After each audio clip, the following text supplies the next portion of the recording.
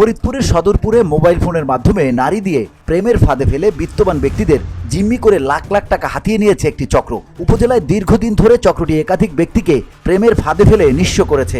কিছুদিন আগে এই চক্রটির খপ্পরে পড়েন সদরপুরের মুজাহিদ মৃধা নামের এক ব্যক্তি। পরবর্তীতে তিনি বাদী হয়ে সদরপুর থানায় 9 জন সহ অজ্ঞাত পরিচয় কয়েকজনের বিরুদ্ধে একটি মামলা করেন। থানা সূত্রে জানা যায়, মোবাইল ফোনে রং নম্বরে অজ্ঞাত পরিচয়ে এক মেয়ের সঙ্গে পরিচয় হয় মুজাহিদ মৃধার।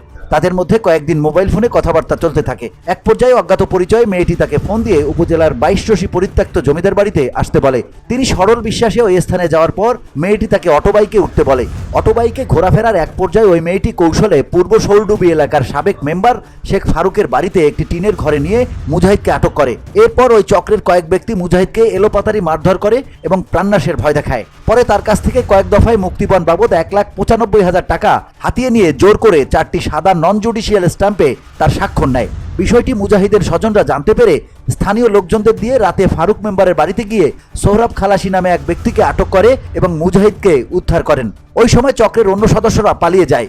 বিষয়টি সদরপুর থানা পুলিশকে অবহিত করলে তারা সোহরাব খালাসিকে গ্রেপ্তারের পর জিজ্ঞাসাবাদে কয়েকজনের নাম ঠিকানা জানতে পারে। এ মামলায় ইতোমধ্যে এজাহারভুক্ত আসামি শেখ ফারুক মেম্বারের স্ত্রী রেনু বেগম, লিমা আক্তার এবং মোহাম্মদ রবিন সহ অজ্ঞাত পরিচয় কয়েকজনকে গ্রেপ্তার করে ফরিদপুর জেল হাজতে প্রেরণ করে সদরপুর থানা পুলিশ।